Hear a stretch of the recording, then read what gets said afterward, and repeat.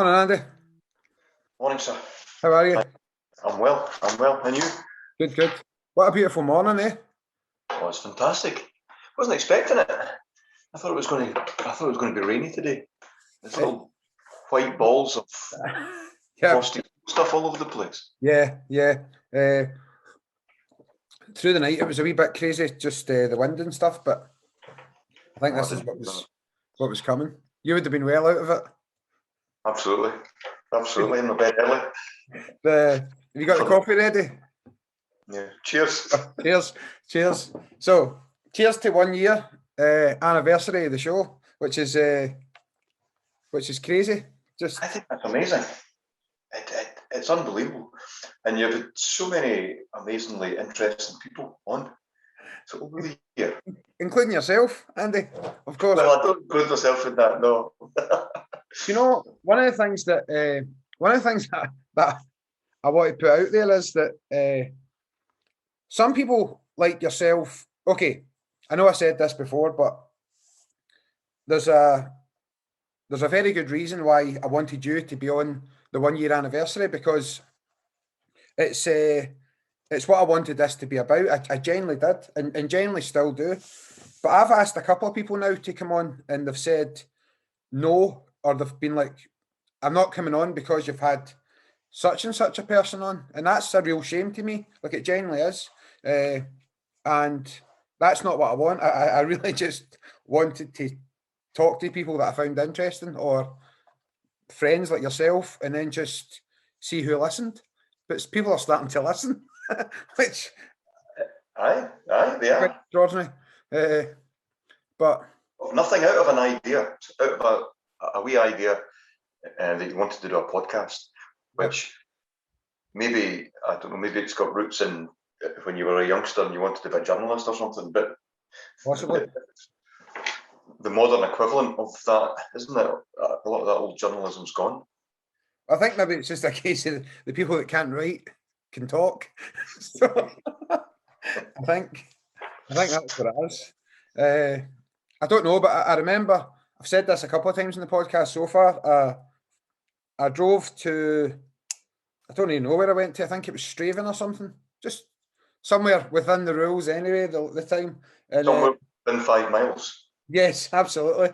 Because absolutely, because I'm we're currently recording, so this will be in the show. I was well within all the allowed boundaries. But anyway, and do you know why I done that? I done that because I didn't want to be sitting in my house or even in my garden, and I was only using my mobile phone, which I've got here again, and put my earphones in, and I cringe now. I actually say to people, please don't listen to the first 3 or 4, or the first 3, because I think our mutual friend Paul Burns was on episode 4 talking about how Tae Kwon Do really helped him come back from the stroke that he suffered. But the first 3 are abysmal. It's just me speaking into a phone about a lot of nonsense, to be honest.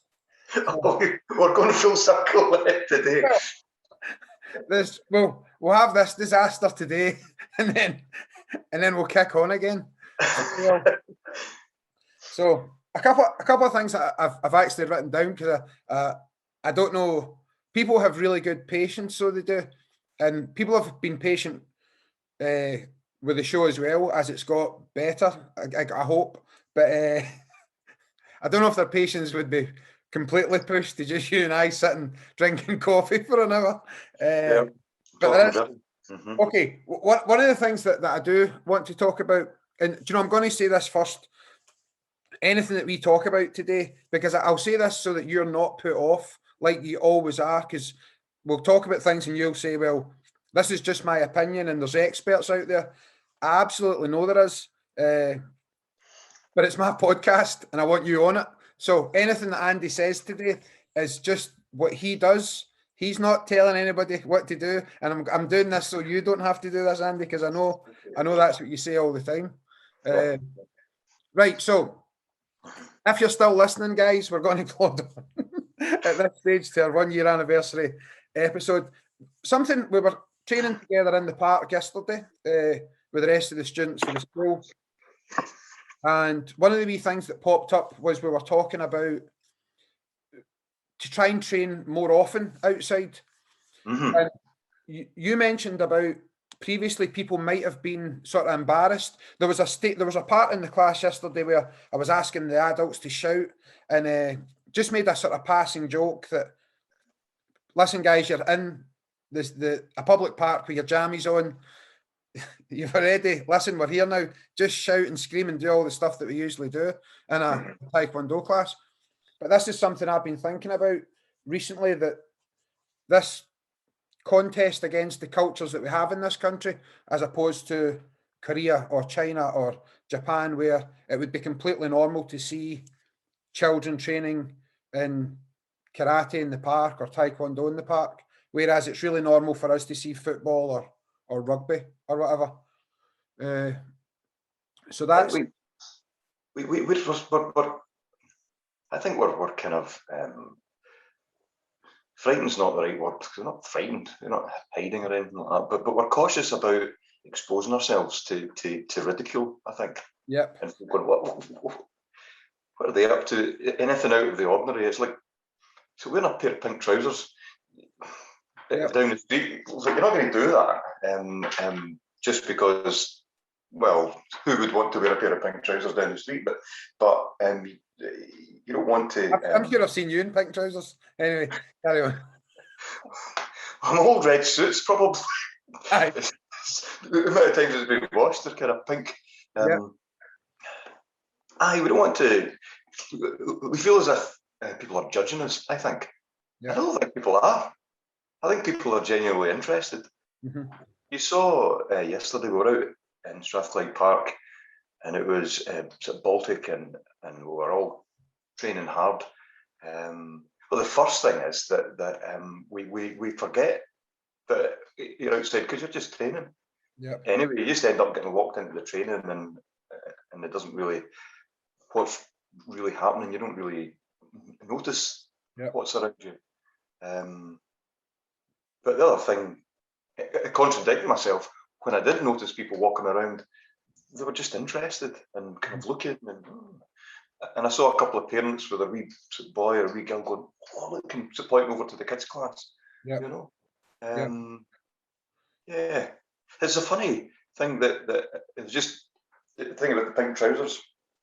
I think it was Tim Ferriss I was listening to a couple of years ago, and he was talking about Stoicism, and one of the things that the Stoics used to do was to put themselves into the position of their worst fears. So, for example, if you were a rich person, a wealthy person, maybe one of your worst fears would be to lose everything. And so they would practice losing everything and live like a tramp or a kind of homeless person, to experience that. And quite often, generally, it's not as bad as you might think. So one of the things that as moderns people, I think what Tim Ferriss did, he was wearing red trousers because it's embarrassing wearing red trousers. And so he'd walk about in like red trousers for a little while, just to experience that kind of folk going, you know, and looking and maybe judging you.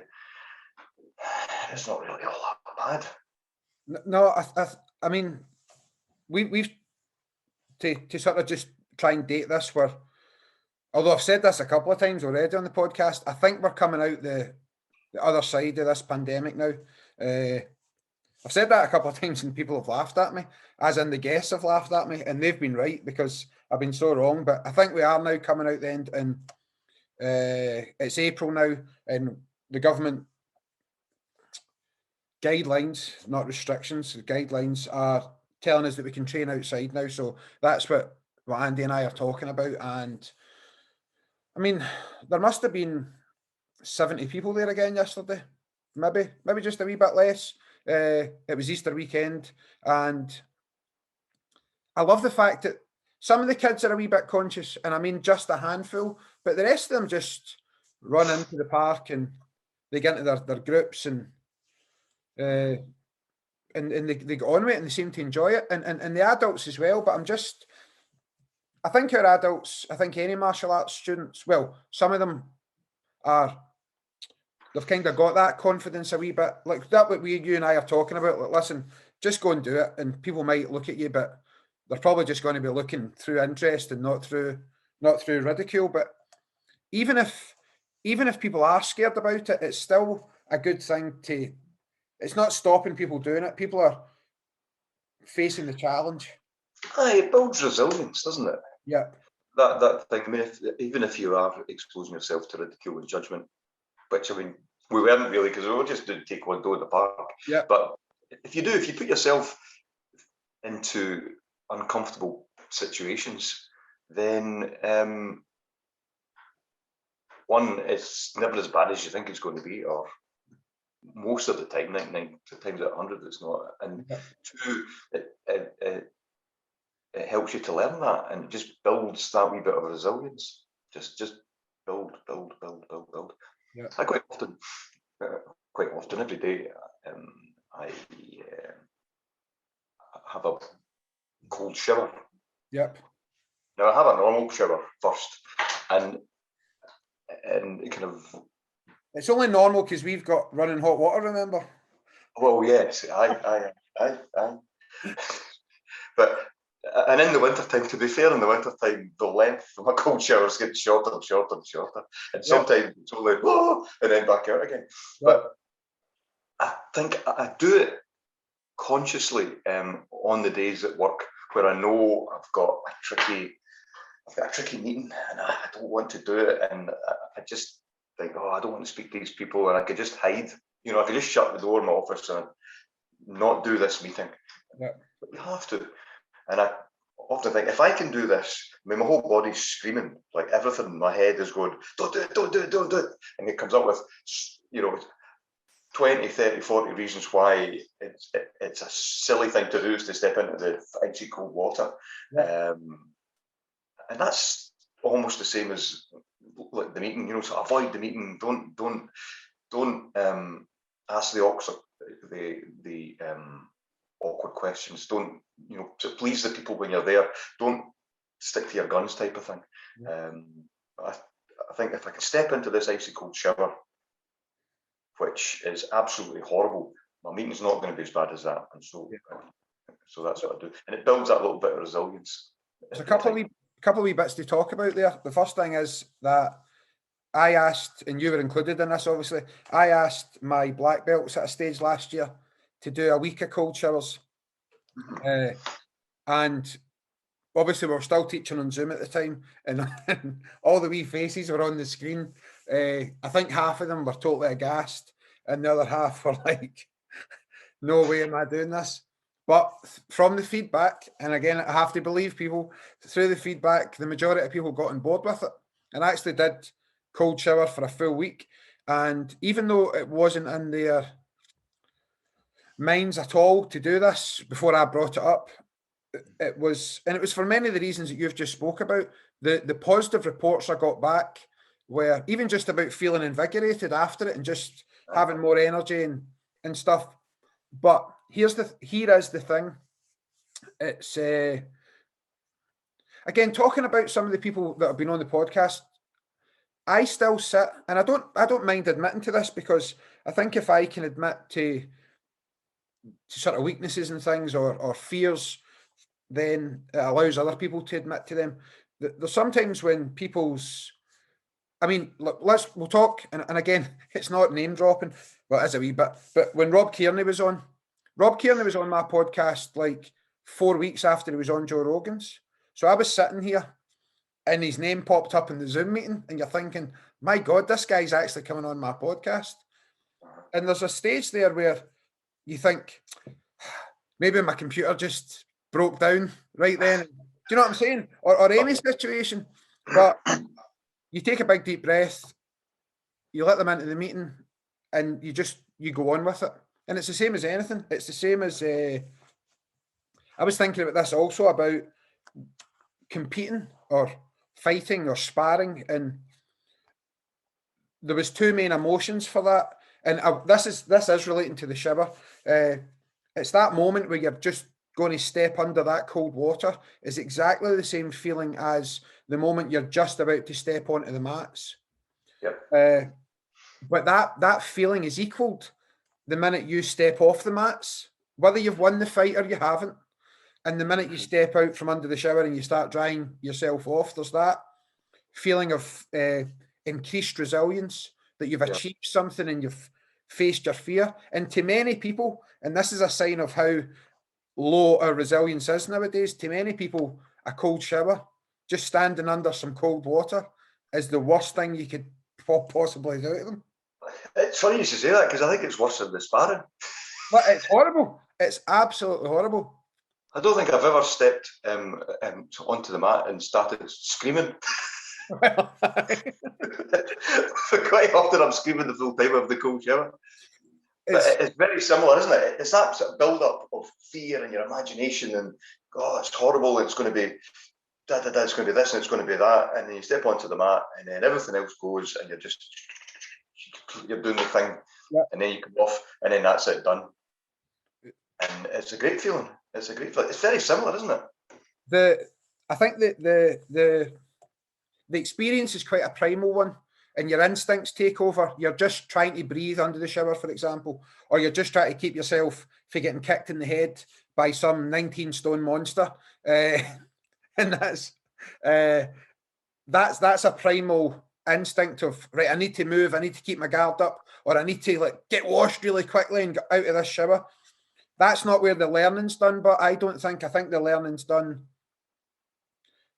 I was talking to someone else about another issue, which I won't mention in the podcast, but I'd said to this person to get through what they needed to get through, but then the learning is in analysing maybe 5 or 10 minutes after that. So let's say you're at a tournament, you've just won the fight or you've just lost the fight, but going away to a quiet corner and try to remember those emotions that you felt doing it. That's where you can get a lot of pride in yourself and a lot of confidence that. Sorry, sir. I think I've lost connection there. That's okay. That's fine. Are you back? I think you're back now, buddy. Aye. Yeah. So what I was saying there was that whether you've won or if we take a tournament, for example, whether you've won or lost the fight, and you've used that sort of all those primal things during it, you're just worrying about keeping yourself safe. And it's the same as being under the shower. You're just thinking about how cold it is or feeling how cold it is. But it's really important, and this is advice I would give to anybody listening, that after one of those experiences to sit 5 minutes later in a quiet corner or having a coffee and investigate what you've actually achieved by doing that. Mm-hmm. And a cold shower isn't a big deal, but it just builds a wee bit more resilience every day. And every time you have a fight, you're getting a wee bit more resilient, maybe even not physically, but mentally. But you have to still go away and analyse what you've actually done. Mm-hmm. Mm-hmm. I think the moment is where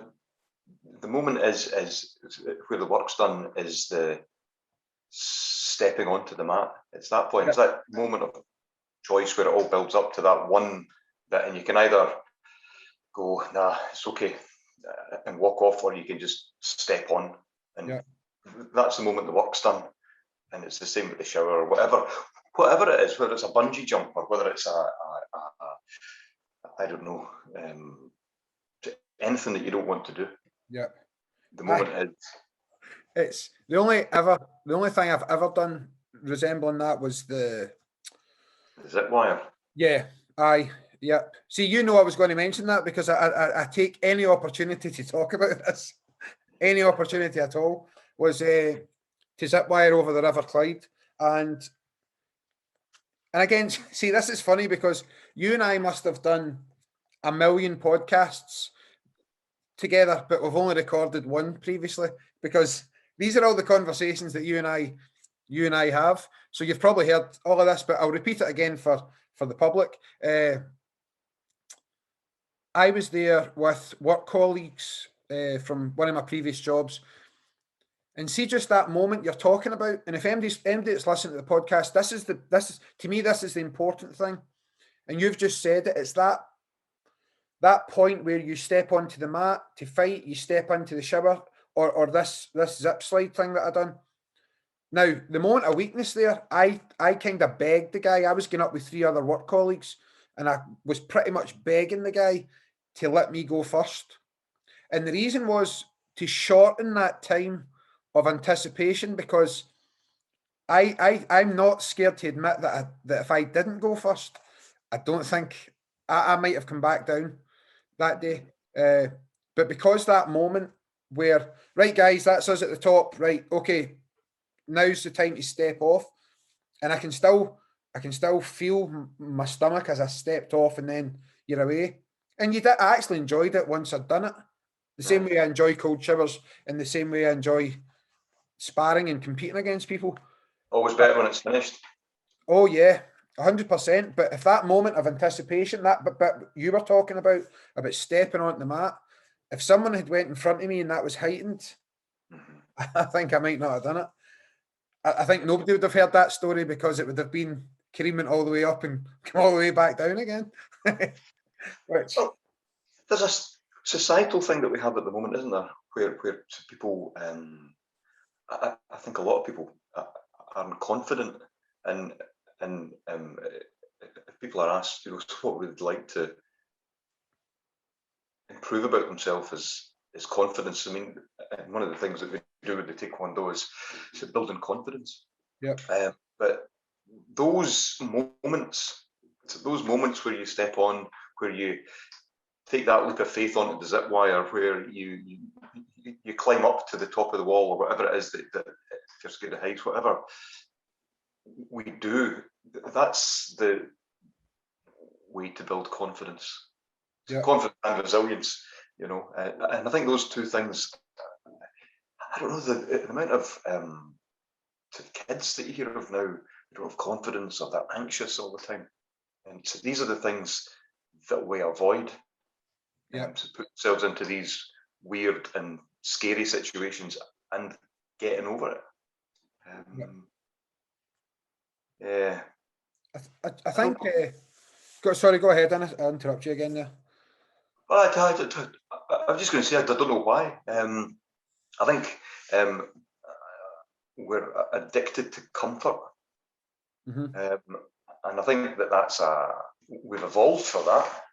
There's a good evolutionary reason why we'd be addicted to comfort. For example, so why do we sit on the couch and watch the TV? Because, well, I think anyway, because with our primitive ancestors, if you didn't need to expend the energy, then you would conserve the energy, and you would conserve it until you needed to go and so use it either to hunt and find food, or to escape from danger.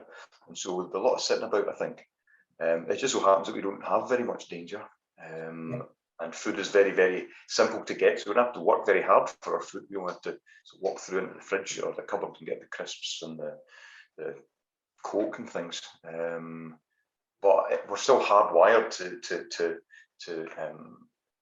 stay in comfort and our leisure. And I wonder whether that addiction to comfort, that addiction to the 22 degrees that our central heating's at, or whatever it is, just makes us less and less and less and less and less inclined to do these scary things, and then maybe we become anxious. At this stage now, but we're going too far that it's becoming really detrimental to us now. But I think I fully understand what you're saying and agree with what you're saying. So it's not like a yes, but Andy, it's a to follow that train of thinking on, that it's things that our children are, and again, I've got an 8-year-old as well, so I'm talking about my own child here. Don't necessarily have to talk about anybody else's children or the public's children. It's just, see, and again, maybe this is something that people listening can go away and try and sort of think on, or investigate in their own heads. But I want his life to be as safe and as comfortable as it can be. But there's always this internal battle inside me, knowing that I'm doing him. I know that I'm doing him an injustice by doing that. We've got a good, within our family, we've got a good balance there, because his mum is much better at that than I am, but I want him to be safe. And I'm not saying my wife doesn't, but if I know that he's safe, I also know that he isn't building up a resilience to dangers. I know that if he comes down and says, "Oh, Dad, can I spend money on this video game?" I want him to be happy and content. So a lot of the time I'll say yes, where really, again, you start putting rose tinted glasses on and think things were better. But maybe my mum and dad would have said, yeah, but that garden needs cleaned first, or go and gut the garage out. And you start sounding very like an old man, very Victor Meldrew there. But I just say, yeah, pal, on you go. And I know while I'm saying this that it's actually causing him damage. And I speak to a lot of parents about this, and they don't understand why their kids don't have resilience. And they don't have resilience, and I include myself in this, but I also include anybody else. The big reason why a lot of them don't have this ability to face challenges is because we don't give them any challenges. Yeah, we don't challenge them. Yeah. We don't challenge them. I think it's my job as a parent. It's my job as a parent to prepare my kids for the world in the best way that I can. And I sometimes wonder if I've done the best job at that, because I've been too soft at times. Yep. But then there's a balance in that as well, isn't there? You know, I could, you could be the strictest parent in the world and make them. I had a story I read years ago. I read Richard Branson's biography, and his mother used to drop him off just kind of when he was a wee boy. She used to drop him off like miles away from the house and say, right, Richard, you've got to make your way back. And he would have to find his way back home and things. That's going a bit too far. I did used to, the kids were small, we'd be driving around and I'd say, right, how do we get back home from here? So, Jim, you've got to tell me and I'll drive, and you tell me turn left. We do it that way. I wouldn't ever abandon them, but that's. Well, you know what's coming there, but it didn't do Richard Branson any harm, or did it? But Richard Branson, what I was going to say about Richard Branson was that maybe he's an outlier, but so we were talking about, we're saying that his mum left him, let's say in the middle of London, and as a 12-year-old, this story sounds so bad, and then he's got to make his way home. Yeah. But look what he achieved. Now, did he achieve that because of the hardship this hardship that his mum put him through to try and teach him some lessons, or just because he was an outlier and he was always going to be successful? So you have to get that balance there. True. Although, I mean, the thing that the Spartans used to do was they would take their wee boys, and they would go and they would come out of their sort of family unit, and they would go away and live. I can't remember the name of it. There's a name for the group, but it would be like older boys all the way down to like 5-year-olds or something. And they would be kind of living together and training, and there'd be this whole kind of I'm trying to think that a whole kind of way of living, that would be harsh. It would be a hard way of living, wouldn't it? Yeah. And living in a group of boys, so older boys, 15, 16-year-olds, all the way down to 5. And you would have to really work hard. There would be a lot of hardship there. Yeah. You know, and there was a part of that, I'm sure, that they had to sort of go away for like 2 or 3 weeks and live off the land, you know, and find their food. and stuff. And we don't do any of that. Thankfully, we don't do any of that.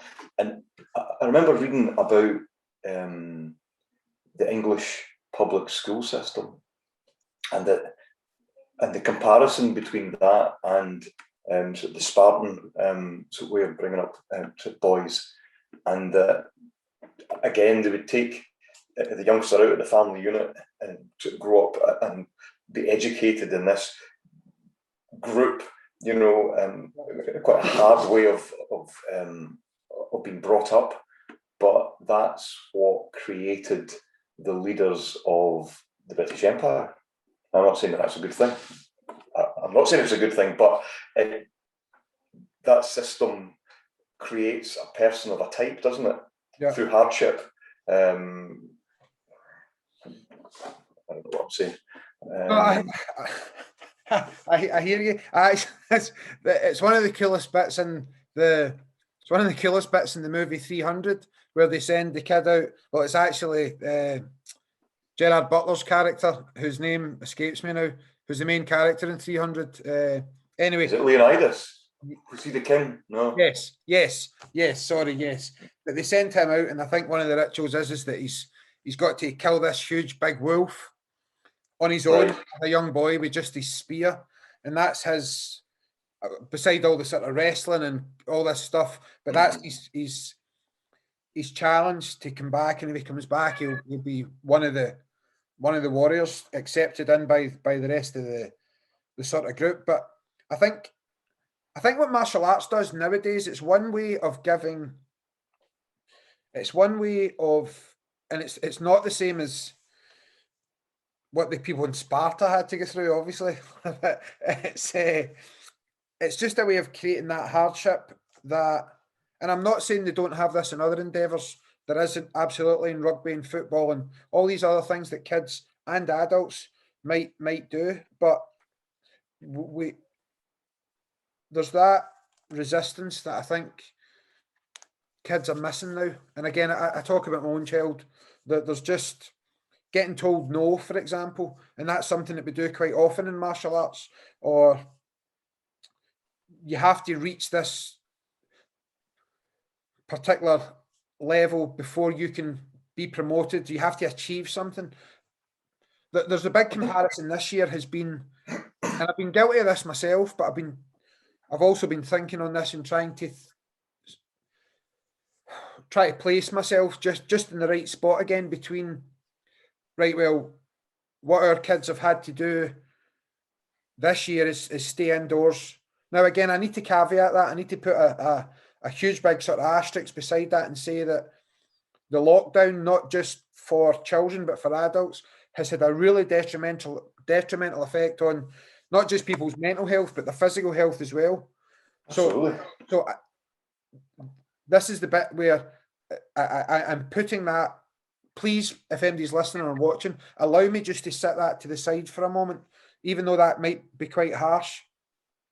But it's over and above that I'm talking. The hardship that our children have been through is most children, your children and my child have been in a really safe home environment. And I know everybody else isn't like that. They've had clothing and warmth and food and video games, etc., etc. And again, I'm stressing this. I know everybody hasn't.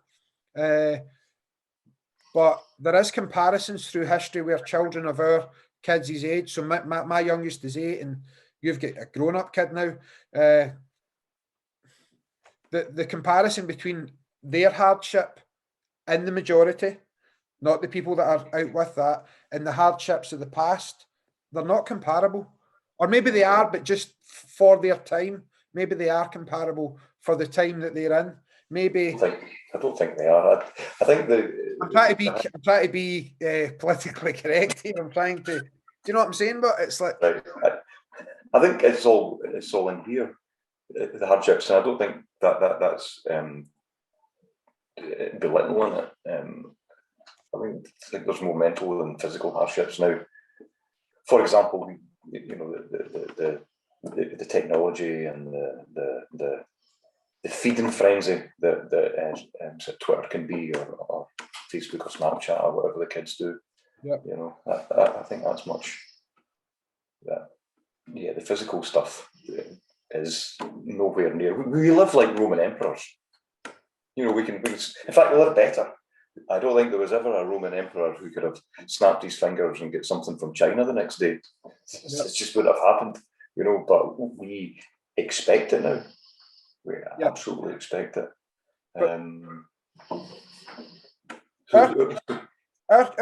I mean, like,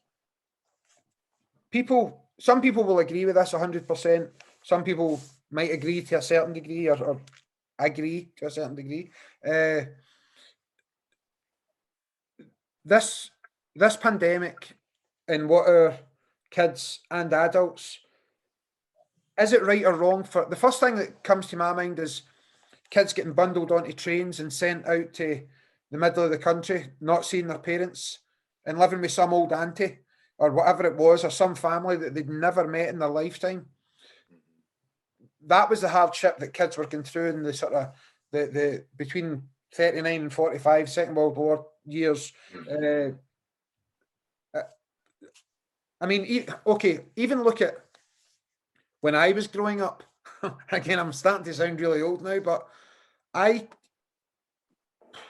don't know. I think I would have sent my mum round the bend if I was in the house for a year without Sky Telly and PlayStations and stuff. And or maybe I wouldn't have been. I just think that the kids have, they definitely have it better, and we lose perspective sometimes. We lose that comparison between, and everybody does, because I do this all the time. There's a lot in saying, right, well, people are dying of cancer right now. People are dying in wars. People are dying of starvation. How dare you say you're having a bad day? Well, because for me, it's a bad day. I'm not that. You can't take that away from people either. But I don't know. We just seem to be unable to cope nowadays as much as what we did. I think the martial arts. Get back to the kids. The martial arts helps. It gives them challenges, doesn't it? And it's not necessarily always sparring. We give them difficult things to do, but those difficult things to do aren't impossible. They're very possible with a little bit of work and a little bit of commitment, and so the kids invariably achieve those things. Yep. And that just gets a little bit of self-confidence, and then we give them another hard thing to do, and then they have to work at that, and then they get that, and then you can see that self-confidence growing in the kids as the kids get older. I think that's huge. It's a huge thing.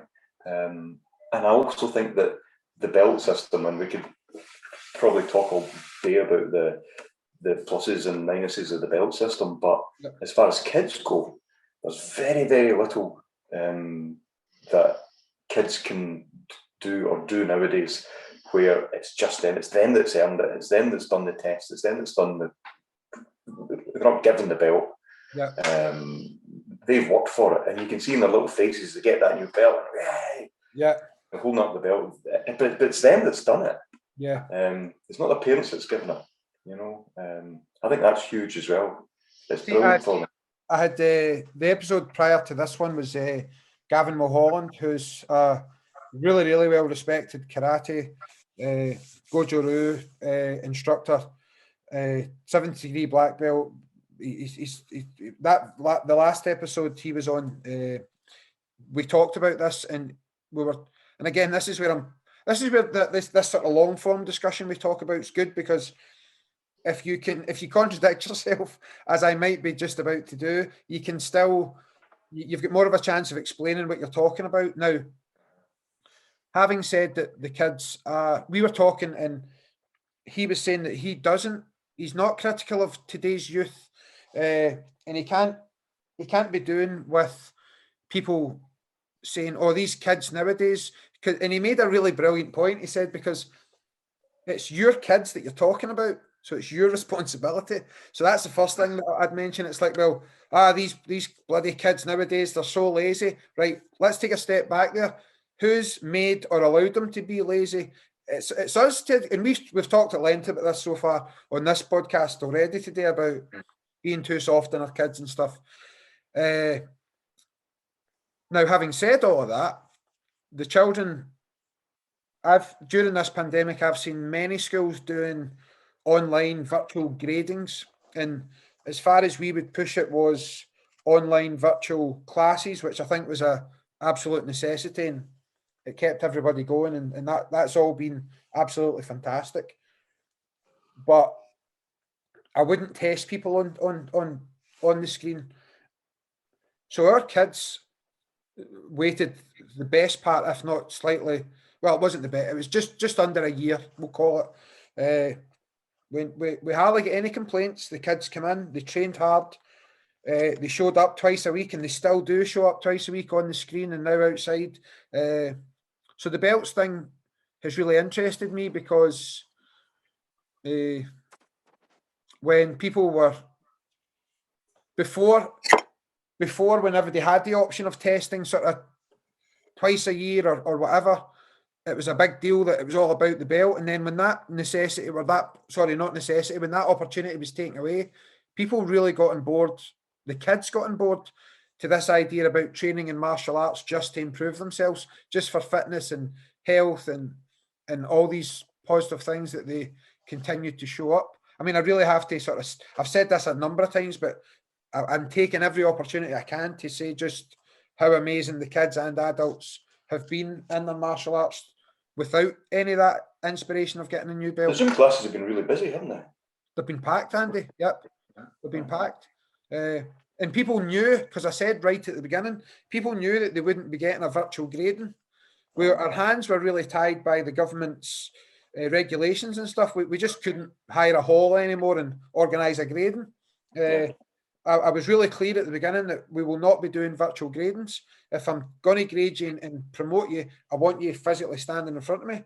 So people knew that, but they still attended, and they should be really, really commended for doing that. That it wasn't about the belt. I didn't really see the kids yesterday out and about. They were way over the other side of the car park. But what I did catch out the corner of my eye, I think Miss Mallon had them running around, and it looked as if they were having a blast, just physically out. It was almost like being out to play. Yes, yeah. And they thrive. They were thriving on that. But the adults as well. The adults just being able to see people, just being able to interact and chat. Oh, how are you doing? I haven't seen you for a year. Some people, folk are just really grateful to be out, and we're all with plenty of space between us and things. It's a big car park we were in. Yep. So folk loved it. And how many do you reckon? About 70. It's all in different groups, separate away from each other. Yeah. So we're limited at the moment to 30 children and 15 adults per group. Hence why there is such a space between everybody. But I think even taking a group of 14 or 15 adults and just, I mean, don't get me wrong, people will message me after it and they'll say, like yesterday, oh, that was a brilliant class, I loved the class. But there's always that bit after it that, oh my God, it was so good to see Andy, it was so good to see Fiona, it was so good to see whoever it was that they're mentioning, anybody. That maybe moved this conversation on a wee bit, actually, because it's this community that we have is just, I don't know how people, you have to be part of it, I think, to fully understand it. And people, we talk about martial arts sometimes getting this, it's got a reputation that's it's sort of misinformed. It's just people think, as I was joking yesterday, crazy people jumping about in white pajamas, doing this mad stuff, but it's not. There's this whole layer underneath or over and above, whatever you want to look at it. To all the martial arts we do is just one part, but then there's this year's been a great example. There's been this big supportive network that we're all doing something together that has been there for people. That's been a wonderful thing. We've got this one thing in common, all of us, and it's all different people from all different backgrounds and all different walks of life. But we've got this one thing, and we're just trying to be better. Yeah. Just trying to make some sort of improvement, and we're doing that through Tae Kwon Do. And I think that's what keeps us. That's what keeps us together. Just with that one thing in common, that we know we could be better, and this is how we're doing it. And maybe you can become better through conscious effort and doing different things, can't you? Yep. But we just happen to be doing it through Tae Kwon Do. Mm-hmm. And it's a great school in that way.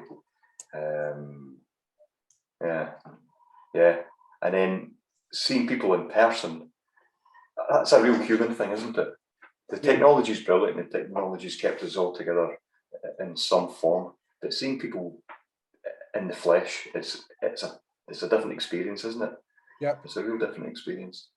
I think, especially for the adults, the way the regulations are at the moment is we'll get the children's class back indoors in a couple of weeks, so towards the end of April.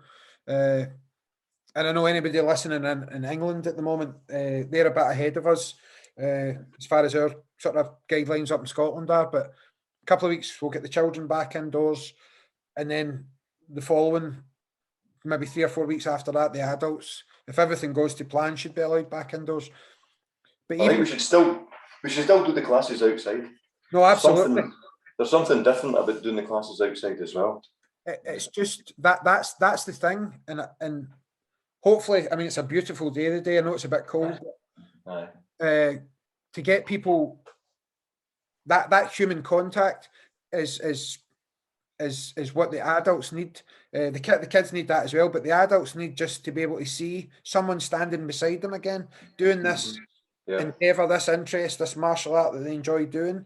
But that's priceless. I was looking at people in class yesterday as I was teaching, and there's an energy again, even though everybody's so far apart.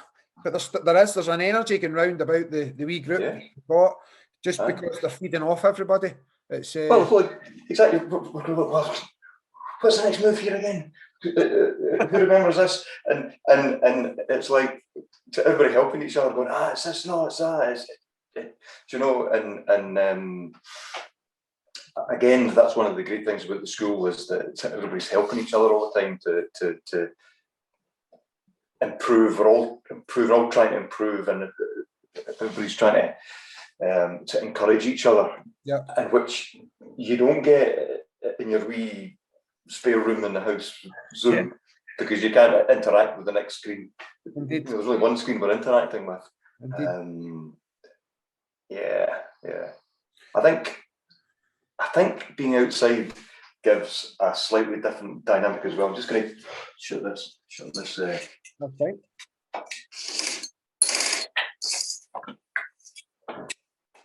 That's better at all. I don't. It's making you look very dramatic there. And now you've moved again. We can see the guitar background and stuff, and your cool T-shirt. It's all looking very good. So I think it's outside, and the ground is slightly uneven, and there's gradients and just bits of wee stones and things, and I think that makes it makes our balance. It makes our bodies just have to work that little bit harder. You know, our feet are feeling the ground, and it's not the same as a completely smooth gym hall. Do you know why I'm laughing? And I want to move on to something else. I've got some other stuff in my notes here, but just before we move on, this relates back to what we've been talking about. One of the instructors said to me, who has been working with one of our sort of smaller children's group, like our Panthers, who's like a sort of preschool going into primary one type thing. They'd said to me, "Oh, I need to maybe like there's some exercises like I wanted to give them today, but I didn't because like the floor, there's wee stones and stuff on the ground." and I'd said, no, let them put their hands in the ground. It's just, do you know, it's just a stone or a puddle or whatever. Just let them jump in. All the mums and dads would be going crazy because these kids are coming back with their uniforms destroyed by all the dirt and stuff. But it's just, our mentality is just different. It's like we've got a 4-year-old and we need to put a yoga mat down so that they don't put their hands on the floor. And you're like, no, let's just steam ahead. Right. The next thing I want to talk about is you again. And we touched on this in the first podcast you done a good, I don't know, 8-9 months ago, maybe it is. But what I want to talk about is you coming to, and again, we did mention this in the first podcast, but I want to go a bit deeper this time. You coming to martial arts, coming to Tae Kwon Do as what, maybe 39 or 40, and there'll be people listening that do. I've been 37. 37, right? So coming to Tae Kwon Do as a 37-year-old, and when people's bodies and strength and stuff should actually be on the sort of downward spiral, you're one of the people who reversed that.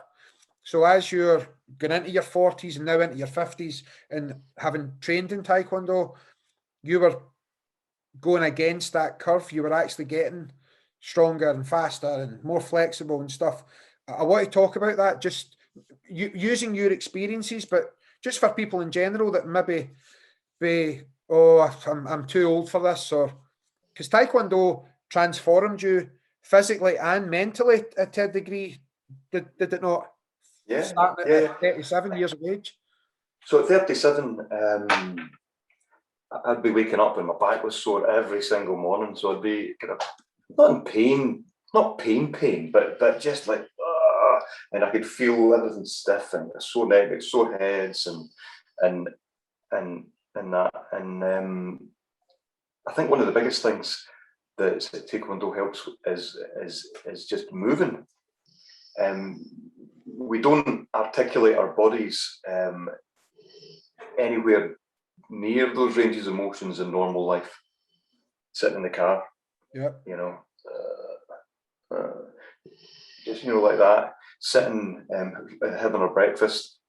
I'm sitting here now, sitting in the chair in that same position. Sitting watching the telly through there in that same position, and we get locked in that position.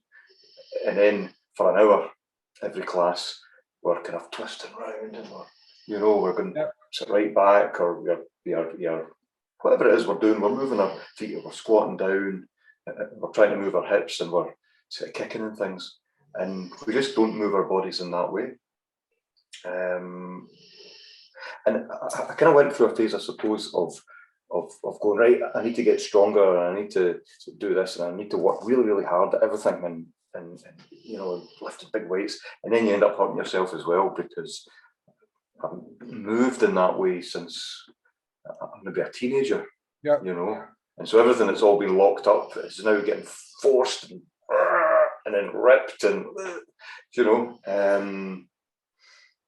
but I think that moving is the thing. Moving more and moving more of my body. So I don't just mean moving more as in walking down the street, but moving more parts of me as I walk down the street. And moving in ways that maybe our ancestors would have moved a little bit more.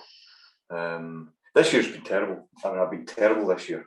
For a whole year, we went from training about 9 times a week at the peak in November before the test to just not doing anything. But that proves the point, doesn't it? Because you can see that difference, as in you can feel it. You know. Absolutely. But then again, so what age are you now, Andy? I'll be 53 this month. Right, so 53, you're 37, you're getting out of bed, head's sort of banging sore back, neck stiff, and then you're 53 this month.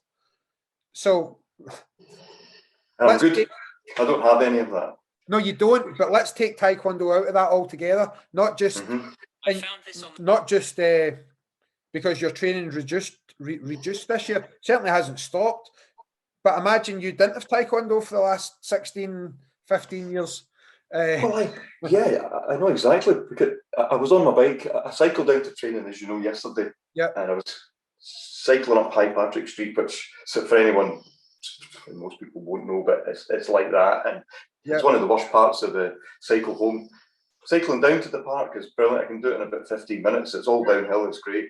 The way back up from the river, it's murder. But High Patrick Street is the one that's the hardest. I saw a chap who was at my primary school class at the same time as myself. It's 18 months younger, the same age as my younger sister. Yeah. And this guy could hardly move. Just all locked up and shuffling, and kind of shuffling his feet, hardly lifting his feet. And easily that could have been me. Yeah. Easily. But so how do you do that? How do you change from that downward spiral to upward improvement spiral? Moving more parts of ourselves. So that's the thing. And being open to different ideas that might seem a little bit strange. So as you know, one of the things I've been doing, James, I don't even know how long now. So Grandmaster Darcy, every time I see him, asks me, Andy, you still sleeping on the floor? And yes is the answer. I'm still sleeping on the floor. And look, the idea about that is that it's so uncomfortable that I have to keep moving, and so that I'm not locked in this comfy bed in the one fetal position, which, by the way, is the same position that we have when we sit down, legs tucked up. It's very, very similar. Same driving position. So legs, knees up. So if you sleep like that, then maybe that's because our body spends so much time in it, and that's the natural position, that kind of that chair-shaped position. Yeah, of course. Something like that. Anyway, so when I'm lying on the floor, I have to keep on moving, and my muscles are getting a wee massage off the floor every time I move.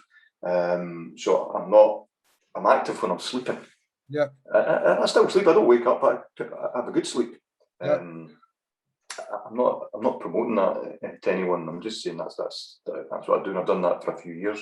Yeah. A good few years now. Yeah. 6 or 7 years, I suppose. One of the things that I know that you enjoy, I'll give one of the students attended.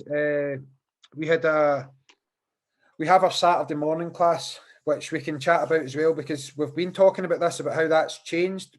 Keep a wee mental note. I'm going to write that down so we come back to that, because I want to talk about that. But our Saturday morning class is a movement class. We would, when we're inside, we're usually hitting the bags and doing partner work with pads and things.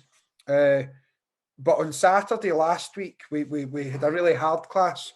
So it was lots of burpees, lots of squats, squat jumps. We kept everybody going. This sort of conditioning fitness class, 8 o'clock on a Saturday morning. Kept everybody going for the best part of 45 to 50 minutes. Lots of punching, just lots of rounds. One of the students had their sort of smartwatch on, and they calculated a certain amount of calories, really beasting themselves in this class. And then they attended the Sunday class, which was patterns in the park, that you were teaching, actually, just by coincidence. And they also had their fitness watch on. Now, they then sent me the 2 pictures. So they sent me their calorie and heartbeat and burn from doing the fitness class on the Saturday. And they'd actually burned more calories on the Sunday doing their traditional patterns and forms. Wow. Now, the Sunday class lasted 1 minute shorter than what the Saturday class did. So That's great, isn't it? It's amazing. So in 1 minute less doing patterns, they got, and I know there's lots of metrics there, but let's say calorie burn just for the one main benefit they burned, and it was about between 90 and 100. I've got the stuff here on my phone. I'm not going to look it up, but between 90 and 100 calories more, I'm sure it was, doing patterns for an hour than doing all the stuff for an hour. Yeah, well, that's what we say about the patterns, isn't it? I didn't realise that it's good to see that, isn't it? But do you know? Yeah, that's the reason why I mention it, is because I know, like me, you've got a real enjoyment of the patterns. Here's the statistics here. I've got them on my phone. So the Saturday morning class was 58 minutes, and they burned 496 calories doing the burpees and that. And then, actually, it was 60 calories more, apologies. But the Sunday was 57 minutes, and they burned 554 calories doing patterns for an hour. And what do you think? There was some jumping jacks and that in there and stuff, but the majority of the class was patterns. So what's your thoughts on the patterns? That's where I was going with that. I know you enjoy them. I do. I just wonder as well, in doing the patterns, what is the chance of getting injured doing your patterns compared to the chances of yourself getting injured doing a lot of burpees if you're not used to them? You know, so I think burpees are really, they're quite a technical exercise to do properly, and it's high impact, isn't it? And if you're kind of like not used to do them, or you're kind of like maybe out of shape a little bit, there's a good chance you're getting injured doing burpees, I think. This particular student is very much into keeping himself and his family fit, and the tone of the messages after that was of slight surprise. Now that's the point, because what people forget is that if let's say you're maintaining, if you go back to the very first Tae Kwon Do pattern of Chonchi, right? So some forward stances, some back stances, L stances, very basic blocks and punching. But there's a lot of time there where, let's say in a forward stance, the glutes are activated, the quadricep on the front leg's activated to maintain that bend. The back leg, the quadricep, the calf muscle, the Achilles is all activated to keep you in that stance. All of this downtime that people think they have in patterns is actually active time, because they're having to hold certain positions. And as you say, it's very low impact. The chances of getting injured are really small.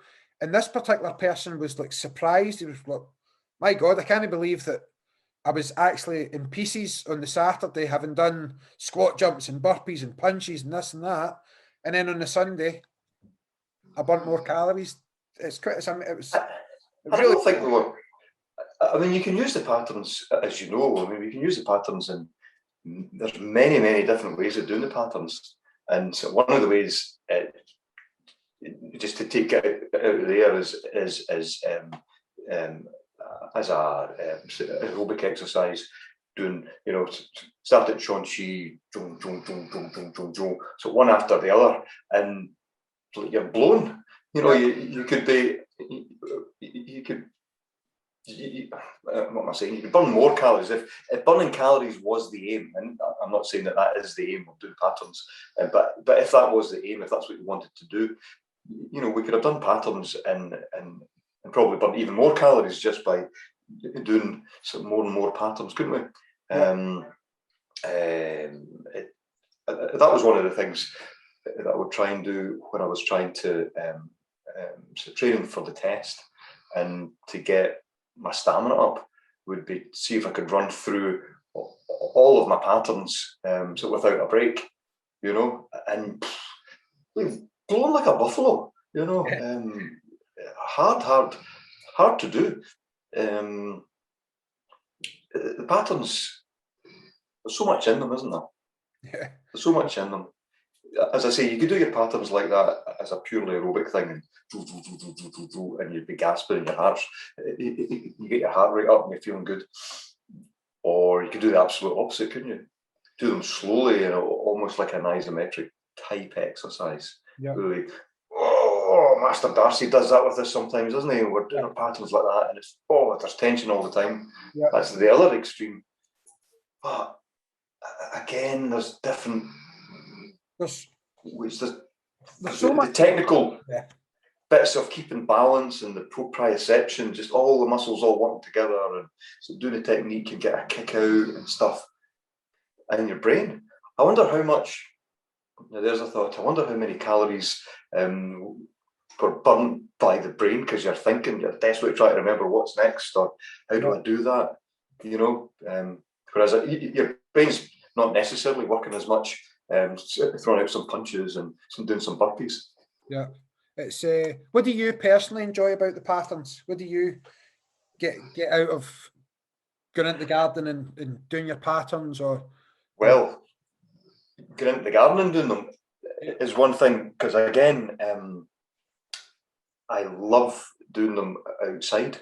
And before I'd be quite embarrassed about that. I remember maybe the first time that I did the patterns outside would have been when we went to Jersey. Yeah. And that was just before my first black belt test. Yep. Year 5th. I'll get up early.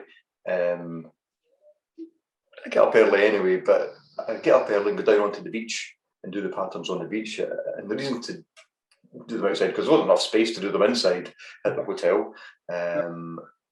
And the other one was get up early because there's not that many people around to see me. So doing our patterns. Because again, just going back to the very beginning of the conversation, you're thinking that people are going to judge you. And maybe they are, maybe they aren't. But I think that was the first patterns are, Andy. Oh, sorry. Oh, you can. That's fine. That's fine. You can swear. I remember thinking on the beach, I was surprised. I shouldn't have been surprised, but I was surprised at the gradient of the beach, and trying to do a kick behind me, so a side kick behind me, which is really uphill. But so the side kick's coming out at my hip, and really struggling with balance, and like my ankles are moving, and trying to get the balance, and it's hard. And then in the sand gives it that soft, it gives it a different dynamic as well. So your calves are screaming. Yeah. So I think doing the pattern outside just gives it a totally different dynamics, different exercises. Yeah. There's more, we're using more of our body. It's not on this flat surface. I think that there's loads in the patterns. Take it back into the dojang again, without all the different kind of unstable surfaces or whatever. We're on a flat floor. There's a range of movement. As I said before, so driving my car, I'll maybe do that, but I wouldn't necessarily do it. And then what that does is we don't move our bodies in these ranges of motion, then it becomes more and more difficult to do so. And over time, incrementally, as we build up these layers of fascia that kind of bind our muscles onto the bones, that's what they're for. But as well as that, over time, when we get old, it makes us stiff and immobile. But the patterns, we boom. We're moving. You don't do that at school. You don't do that at work unless you're a window cleaner or something. But even then, you don't. So there's all these ranges of movement. Standing on one leg. When do you stand on one leg in real life? Never. So never at all. And these are the things that keep us young, I think. See, that's something we talk about, and just to jump in there, like let me be the devil's advocate there. And why would you want to stand on one leg? Well, because as you get older and your strength goes and you have to stand on one leg to walk up the stairs and you fall and you break a hip, that's when you should have been practicing to stand on one leg or do anything like standing up off the floor with. See, I've been involved in a number of conversations over the last couple of weeks about patterns and patterns applications and what I think we should be getting from the patterns and what I think we don't get from the patterns. But just that overall, I think what you're saying there, correct me if I'm wrong, is it's just that overall working, strengthening and improving of the body. It's all there in that one exercise that we can do pretty much anywhere, given the space, obviously. But absolutely. And then our mind thinking. I mean, I'm at a stage now where so one thing goes in and out the other ear. It's like stuffing a bin full of rubbish. So all the old stuff is down at the bottom, and that stays in my head, and then the new stuff kind of gets pushed in and falls back out the top. And there's other stuff that I learned last week that gets pushed over the other side and lost. But I think just the act of trying to remember what comes next is really good for us as well. Just it's not watching television, it's not sitting vegetating, it's not swiping on a phone or whatever it is. It's really working, and then mind and body as one. But that's what it is, isn't it? Well, that's what one of the other students that we have at the school was studies his patterns religiously. He goes over and over them, and he was talking. I mentioned this to you. He was talking about how he always refers back to the book. So if he gets stuck at a technique, he'll go straight to the book. And when we were talking on the phone one day, I said to him, right, I'd like you not to use the book for the next 2 weeks. And it was that I was trying to encourage, because I always see them as like physical meditations. I generally think that, and we spoke about this in the past about sparring. If you're sparring and your mind's on your work, or your mind's on the argument you had with your wife, or the bill that you've got to pay tomorrow, or whatever, you can't be thinking about that stuff when you're sparring, because somebody's going to punch you in the head. Yeah, exactly. Absolutely. Yeah. The patterns are the same. If you study for, I wonder how many people showed up to class yesterday where we were standing in the park and we were doing patterns. I would bet that there would be people that came to that class with something on their mind that wasn't all happy and rosy in the garden type thing, I think. And for an hour, yeah, we all do, right? Mm-hmm. But for an hour, what's after this knife hand guarding block?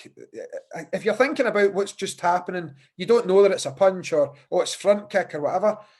And it's no different. In fact, I might argue that it's even better than meditating on simply your breath, because you're physically moving your body at the same time. You're getting the mental benefit and the physical benefit. But I don't think I'm far off saying that it can be a physical meditation, because you're dedicating a minute or an hour or however long it is to clearing your mind of everything else other than what comes next. And isn't that also one of the definitions of mindfulness, isn't it? Yeah, spot on. Yeah, 100%. Yep. We practice mindfulness or meditation on the breath as it's like a training tool, and we talk about that in patterns a lot as well. It's we're only doing something to get our body better at something else, and the reason why we focus on the breath in and out is because it gives you something to focus on. Obviously, the breathing's really good for our body, especially into the sort of that belly breathing and all of that. But really, the breath in and out and focusing on that is a good way of not thinking about all the stuff that you shouldn't be thinking about that's causing you worry or distress. So if you're breathing in and breathing out, you're only thinking about that. The patterns are exactly the same. Patterns are what's after this move, what's coming next, are my feet in the right position? It's a brilliant thing. And it's not beasting yourself all the time, as in the way that's damaging your body. Burpees are a great example. You said that, like, everybody's mad on burpees, and if you're not at a certain fitness level, they can cause a lot of damage. They're high impact, and people just throw them in there. I've done it myself. I mean, I've done it on Saturday. We started with the burpees. Yeah, they're not everybody's friend. They really aren't.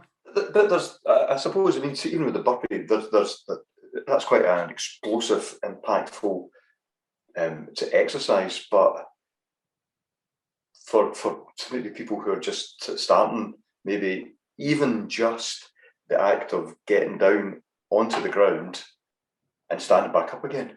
Yep. And go back and lying on the ground and stand back up again. You do that in class with some new starts, and again the faces will be red and they'll be sweating, and just the act of getting up off the floor. Yep. That tells a story of where we are. What? Just the act of getting up off the floor is difficult for most of us. It's bad, isn't it? It is. It's bad. And not using the arms, that's something that I still try and do. Is let's say you've been doing some get-ups, like as you're getting up for the last time, to put your kettlebell by or whatever, just not using. That's a general tip I'll put out there to anybody, is try and be able to get off the floor without using your hands for as long as you possibly can, for as old as you possibly can. What moved you on to, because as you said, like, and I've been there for much of this sort of journey where you would be in the gym and it would be like, right, let's bench press and I'm going to be really super strong here. And then obviously you end up getting injured. So you moved on to doing a lot of kettlebell work as well. What benefit did you get from using the kettles over the more traditional, strongman, I'm going to push this bar type exercise? Well, I've injured myself using kettlebells as well. Well, I've injured myself walking down the street, but by going too heavy too early before I'm ready for it. That's the point I'm trying to get to. The big thing for me there was understanding that I couldn't squat, understanding that the way I was squatting, whether it was with a kettlebell or a barbell or dumbbells or even was rubbish, and my technique was rubbish, and to build weight on rubbish technique was just injuring me. And there's a thing in here as a man, I'm going to get more weight, put more weight on, and get more weight, and then you're just more weight is just bending my back in the wrong way even more and making it worse. Yeah. So I think one of the biggest things was understanding that I couldn't squat, and then realizing that I had a long way to go to get to the point where my hips moved in a way that wasn't going to injure me. And being that's okay.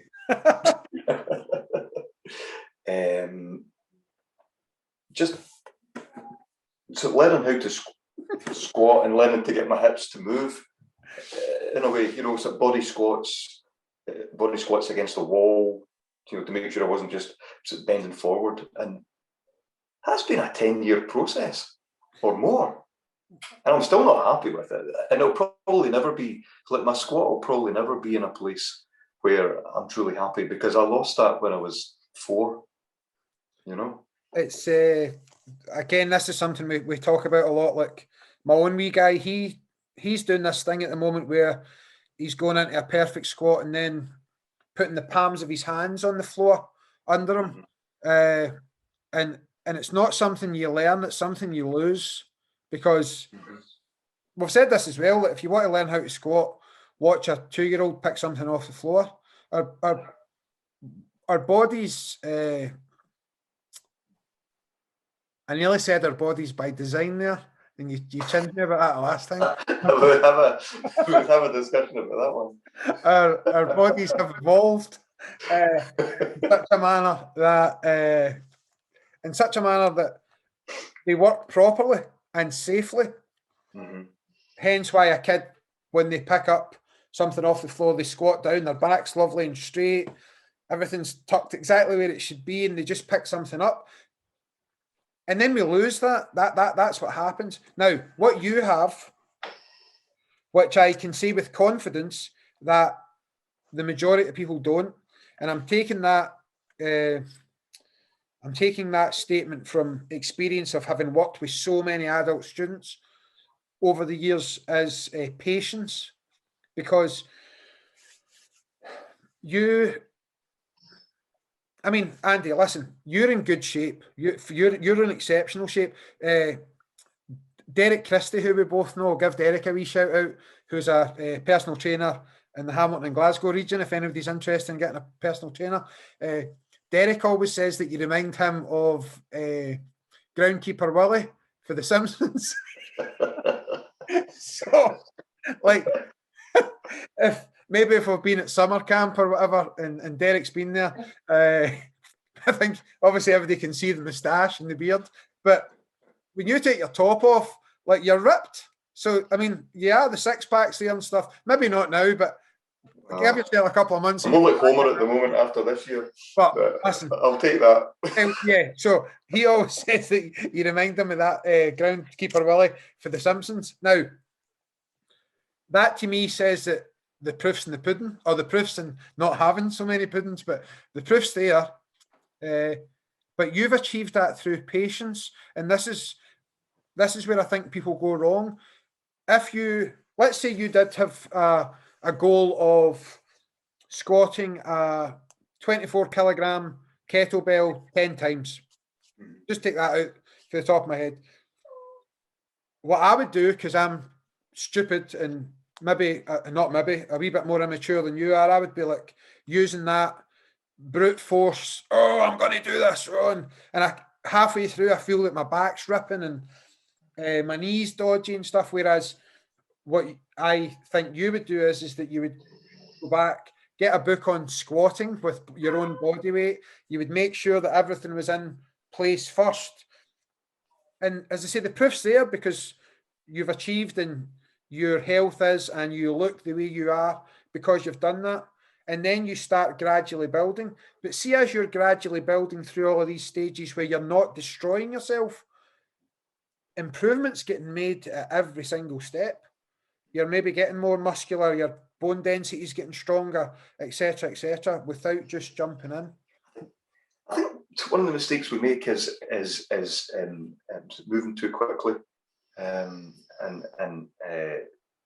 putting on more weight and putting on more weight. And I'm no bodybuilder, and I'm no strength coach or nothing like that. Yeah, not at all.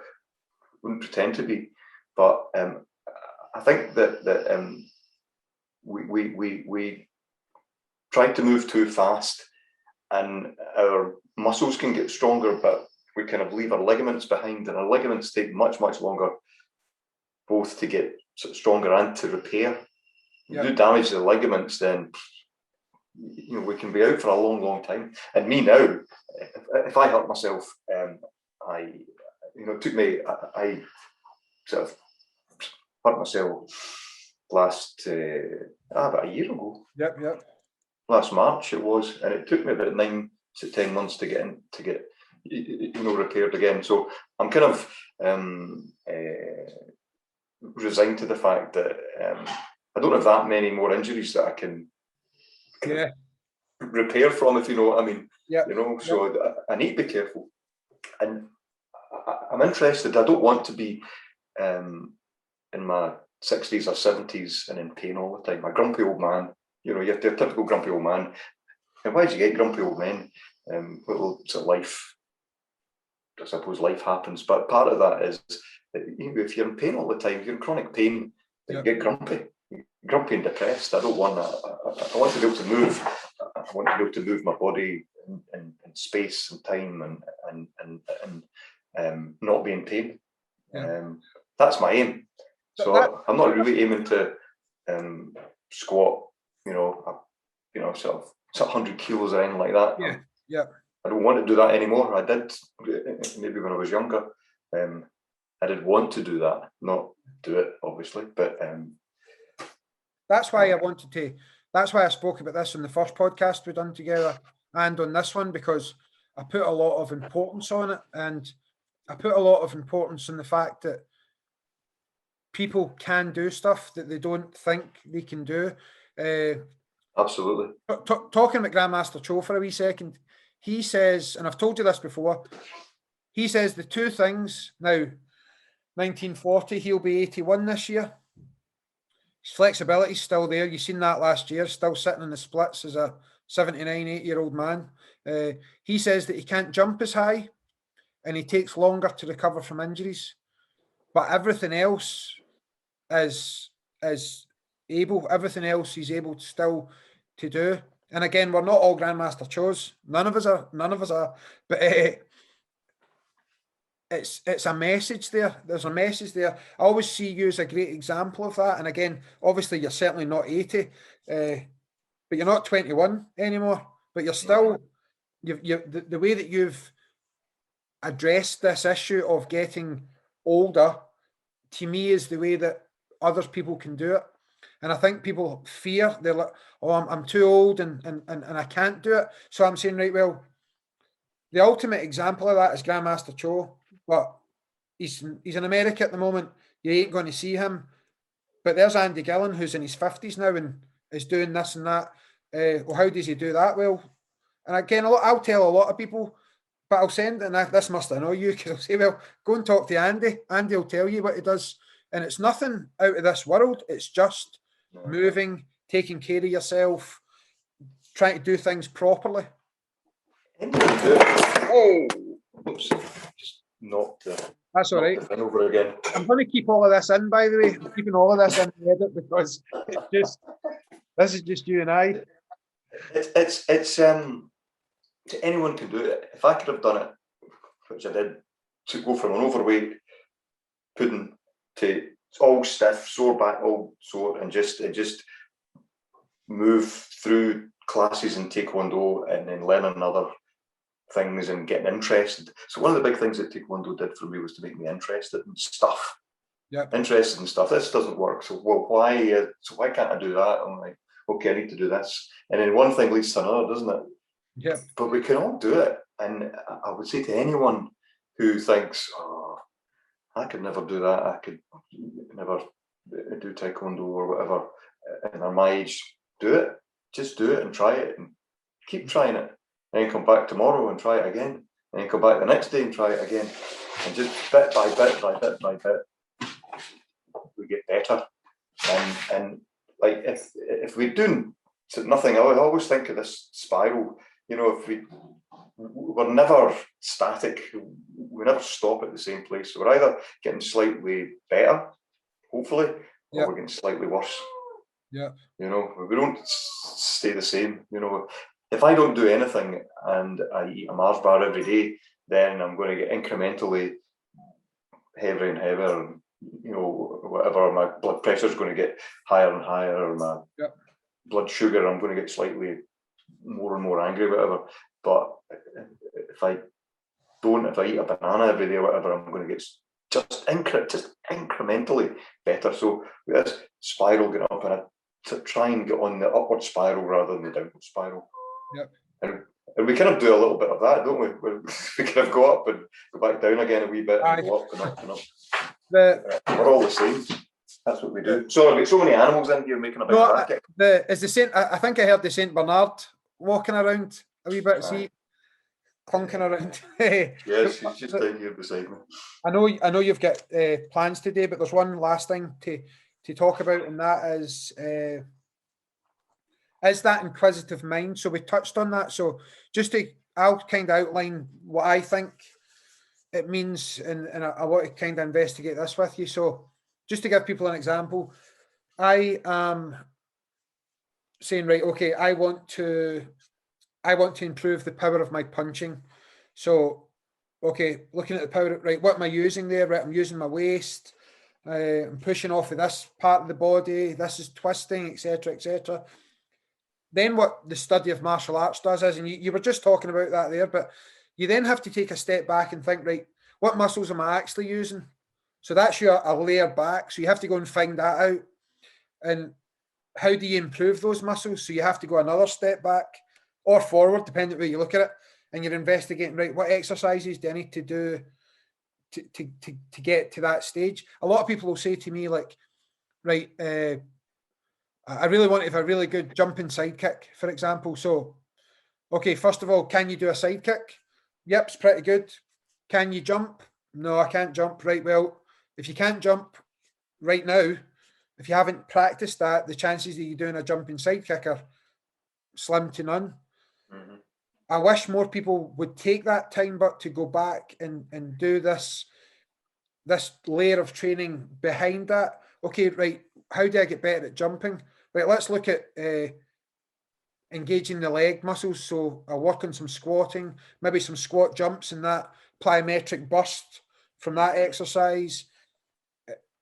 You've always seemed to be good at that, or you've got better at that. You've investigated how to make improvements and then went away and worked on them, and then ultimately seen. I mean, your kicking height, for example, we kind of spent a bit of time where we're saying, right, well, Andy, I think we could try this and try that, because your kicking wasn't where you wanted it to be. Mm-hmm. It's now 1.5 foot higher. That didn't come just from working on your kicking. It came from you dedicating time to better movement, better flexibility training, and then you reap the reward. So you've always been, or you've got better at that over the years. I think if I had a school, I think if I had my own school, my classes would be really boring because we wouldn't be doing any Tae Kwon Do. Yeah. We'd be going, what? It wouldn't be like a Tae Kwon Do school because we'd be practicing standing, and we'd just standing and working out well. So where's your weight? Where's your centre of mass? Here at the moment, have you got more weight on your toes? Are you on your heels? Are you one side? What's your shoulders doing? And just we wouldn't get past like ready stats. People would leave. It'd be just too boring for people. Or walking, let's practice walking. And what does that actually mean?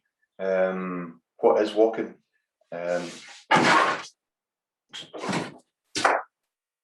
That was the dog there. Oh, and the cat. I get lost in these kind of things. I'm actually thinking of taking a course in walking because I think that walking technique's so bad. I'd like to learn more about it. And the more I learn about walking, the more I find out how complicated it is and how I'm doing it all wrong. But just finding stuff out, like I don't know, I'm not even speaking English now.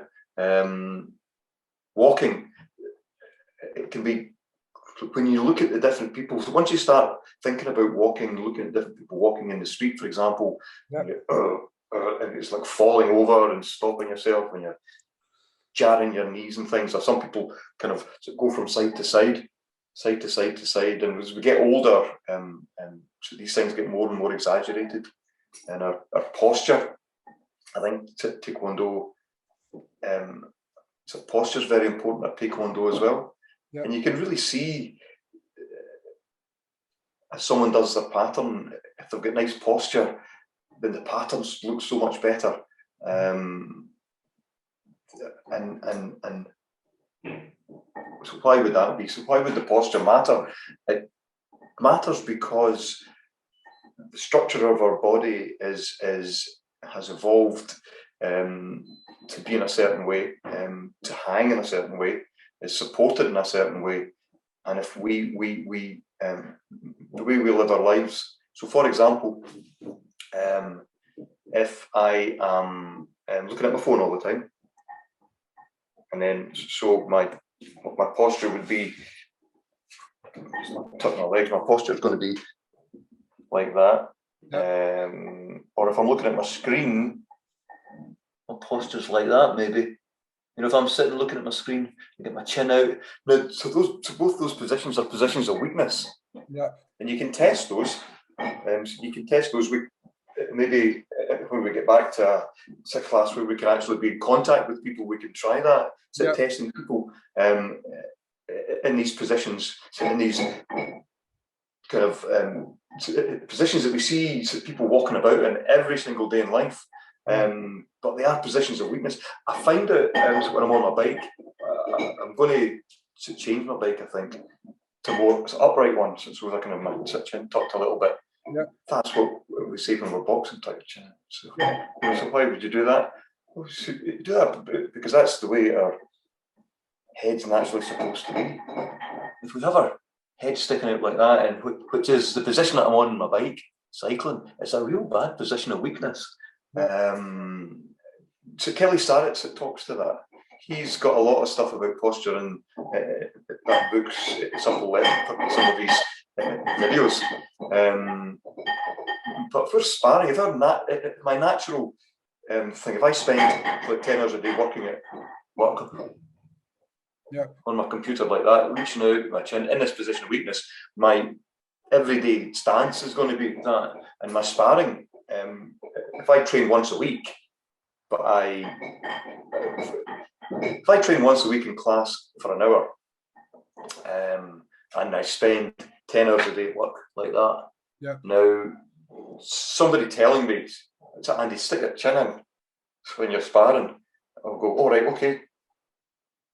You know, you do see it in people, don't you? You do see it. We were talking about this, about people that walk like this, and I'm kind of sort of waving my hands for anybody that's listening, because we always forget that people listen to the podcast as well.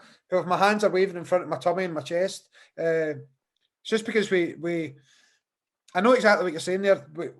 Our existence nowadays has put us into these positions that, see, I'd never actually, I haven't thought about that recently, about them being posturally weak, and they are. They absolutely, your centre of gravity and everything's all off. You're putting so much strain in your body trying to hold certain positions. But I done this, I don't know if it was on your last podcast, we talked about this as well, but I done a lot of 1-to-1s last summer when we were allowed, and I would have people just walk forwards and turn around and back just to check the direction of their feet and stuff. And as we know, that all leads back up to your hip alignment, etc., etc. And most people either had 1 foot pointing out, some people had 2 feet pointing out. And going up the stairs is a great way of experimenting with that as well, because you see 1 foot straight. And again, for anybody listening, I'm trying to demonstrate with my hands, the other foot sort of flopping out to the side. And that's all damaging our bodies ultimately, and we don't realise it. That we've kind of went full circle again with this conversation, but your body's not, I said designed there, your body hasn't evolved to have 1 foot facing forward, and because you've got a weak hip, your other foot points out to the side. So all that's rubbing against the grain, for want of a better term. Your body shouldn't be doing that. That's why walking's important. That's why that's why I think you're right, Andy, because people will roll their eyes at that, or they'll say, what are you talking about? Walking's walking. It's absolutely not. And it's just you and I, 2 friends, chewing the fat on a podcast. Don't listen to us. We don't know. Go listen to the guys that we read or we listen to, and you'll see that what we're saying makes sense. But walking is vitally important, and walking properly is vitally important. But nowadays, people don't pay enough interest to it at all. No, we don't. But then there's lots of other sort of interesting things to sort of attract their attention, isn't it? It's only sort of geeks. See, I think geeks that are interested in that sort of stuff, and who aren't wasting their time on social media. That's why you're so much worse or better at all of this stuff than I am. Right, listen, I know that you've got plans today, so we'll wrap this up now. Thank you, Andy. As I say, from a personal point of view, you have been and remain one of my sort of most loyal students, and have obviously then grown into being one of my closest friends. So the podcast has became quite important to me. I'm really enjoying doing it. So for our year anniversary, as I say, it's not because some world champion cancelled on me. I genuinely It was. I wanted you on for that. Thank you, sir. So, thank you. It's been good fun, and it's amazing that it's a year. It's been such a great success. You've had so many interesting people on it, so many fantastic people, really interesting people, interesting discussions. And so hopefully, some of the people who've said before, no, I can't come on, could see me just talking nonsense and say, well, I can do better at him at least. So if you're one of those people and you know who you are, get in contact. We'll take Andy on this show. Right. Okay, Andy, have a brilliant day. And I'll see you soon. Thank you. All right. Take care. Bye. Take care. Thanks, Andy.